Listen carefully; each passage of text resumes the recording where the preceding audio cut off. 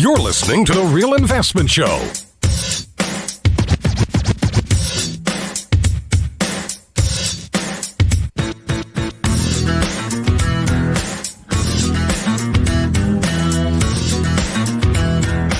And welcome back this morning. I'm your host, Lance Roberts.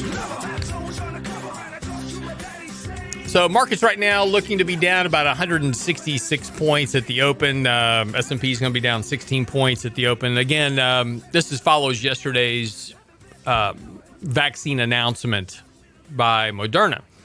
Of course, this, like I said yesterday, this was basically a repeat from I could have just basically rerun Monday's show.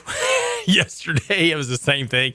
We wake up from Sunday and all of a sudden, magically, there's another vaccine. There's about 10 or 12 other companies out there right now working on a vaccine. So I tweeted out this morning, I said, if we're smart about this, instead of doing these every week, we should have these companies space out, do them once a month. Ooh. And that way we could just drive the markets higher all year long, right? Ironically, it'd be like a time-release capsule. Correct. It would be. Yeah. And it'd be a vaccine for the market, right? I mean, you just, every time the market starts, actually, or better yet, just wait till the market gets a little, wiggly, and then call up, somebody else and say, hey, Novavax, we need an announcement tomorrow, please. I mean, it's better than the Fed. It's better than stimulus. It's better than stimulus, and it doesn't cost us anything. So just say it. We got to use these things to our benefit. That's brilliant. Nobody ever listens to me. Well, they were listening yesterday about the turkey. Yeah. Thank you for the turkey. Well, here in Houston, Sylvester Meadow Turner's, basically recommending that you should not gather. You should have very small gatherings for Thanksgiving and Christmas. Yeah. My wife said no. Ain't gonna happen. Nope. You don't mess with my wife's holidays. I'm just telling you. Don't do it. Get you in trouble quick. I gave up fighting multiple Christmas trees years ago. Oh. So, if mama ain't happy. Exactly. So a couple of things. So the article is now released on our website this morning talking about why we raised some cash yesterday in portfolios. Now, again, I want to be really clear about this. Generally, when we talk about selling, right, people immediately assume we've sold everything, we've gone to cash, and we've now taken all the cash and bought ammo, beanie weenies, and gold, right? No. We had some very big gains in a very short span of time in positions that we had previously sold and bought back into. So, back in September and October, we also said, hey, look, we're taking some profits here and reducing some positions. Markets were overbought. We did that at the bottoms. We bought back into those positions and have traded those out again. And again, this is abnormal, right? Markets are moving so quickly and going from overbought to oversold and back again so quickly that it's been more profitable to trade around positions rather than just hold them. I mean, if you even just take a look at where we are now, we're only about 1% higher than we were back in September at the peak, right? So if you just kind of held all this time, you'd be kind of in the same place. But we've been more profitable simply just taking profits and reducing exposure, right? And here we are, we're back to that same position again. So all we did was we raised about 5% cash in our portfolios yesterday. We may do some more this week.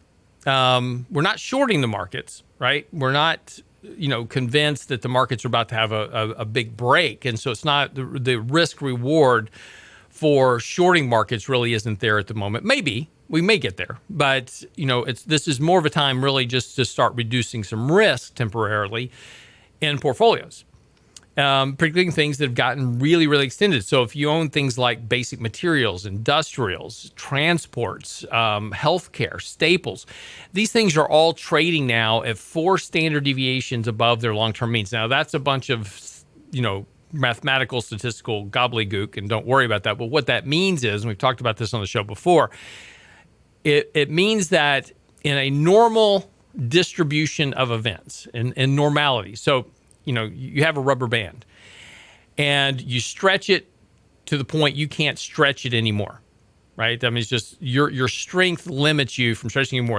And so that's really where you're starting to get overbought. Normally, that's about 2 standard deviations. That's where a bulk of the transactions all occur. That's about 96% of all your transactions are occurring within that 2 standard deviations of your moving average. But then you go get your brother to help you take your hand and pull it even more. So you get a little bit more stretch out of this. And so now you've got about 98.5% of all potential stretch of that rubber band in place. So that's 3 standard deviations. 4 standard deviations, you're now at 99.99%, right? I mean, you have just pulled that rubber band it's just to the point of breaking, right?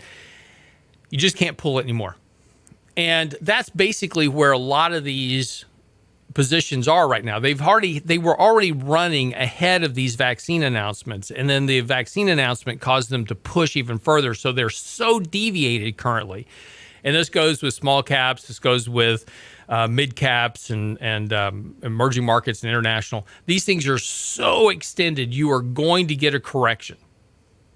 That's just going to happen because you don't get this extended very often. Last time we were this extended in areas of the markets was back in February of this year when we wrote an article called "This is Nuts and Why We're Reducing Risk," right? And that was just before the March correction. We're seeing a lot of the similarities also in terms of sentiment. For instance, over the last week, you had the biggest inflows in 20 years into equity funds last week. That's pretty incredible considering that the last time you saw inflows to this degree was in December of 2017, right after we announced, or the Trump administration announced the Tax Cut and Reform Act.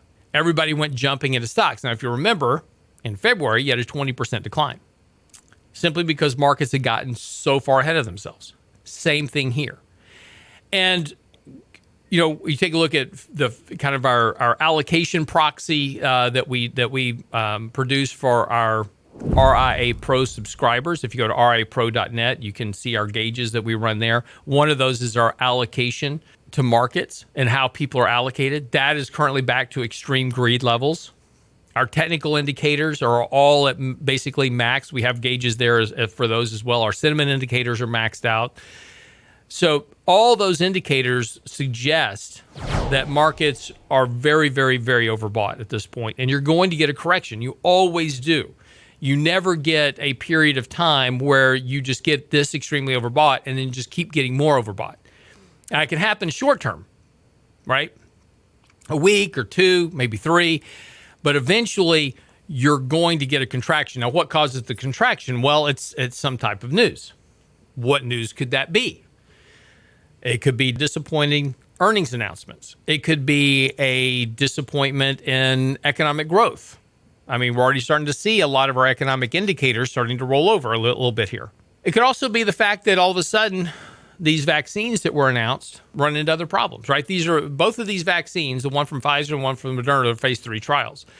So now they've got to go to phase 4. They've got an FDA approval. They go to a phase 4 trial, and then all of a sudden something crops up. Or just reality sets in that says, look, I think it's great. We're going to get a vaccine. But the reality is these things aren't going to be readily available down at your local CVS and Walgreens until probably sometime mid to late next year.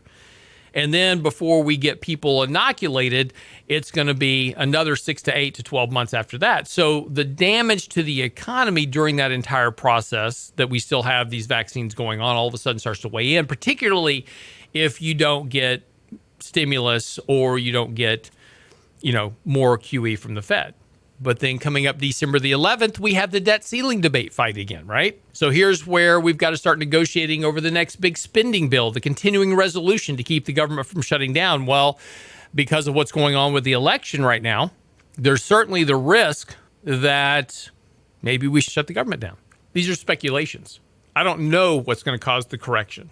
Sometimes it's nothing. Sometimes you just get selling in the market. People all show up at the same time and say, I'm going to take some money off the table. My point is that there's always a reason and always a catalyst, and we don't normally know what it is until in hindsight. We had a 10% correction in September, 10% correction in October. Really not much news at all, just the markets went through a correction. There wasn't really a catalyst, right? Nothing really happened in September, October, other than really markets were kind of setting themselves up and kind of reducing risk going into the election. Then coming out of the election on November the 4th, we had this big run up, right? Because markets had positioned for an outcome. They were kind of worried about a blue wave sweep that didn't occur. And so gridlock is a good option for markets, and markets rallied, right? But they had already sold off going into the election twice and had gotten stocks into an oversold condition that provided a catalyst for an upside bump. And look, these are and corrections, are a good thing, right? We talked about the fact that recessions are needed in an economy to allow the economy to reset. Well, corrections in a market are a good thing. And, normally if you talk about stocks correcting, people go, oh, he's just being bearish. Well, no, actually, it's just, I relish corrections so we can put capital to work.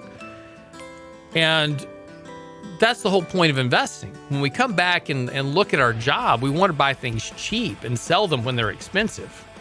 Generally, we do it backwards. All right, quick break. We're going to come back. A couple other stories to get into this morning as we start really kind of talking about the economy as we head into 2021. And also, as we head into the Christmas season, what are basically retailers and what are consumers thinking about Christmas? Be right back after the break. It needs sweeping, still my guitar gently wait.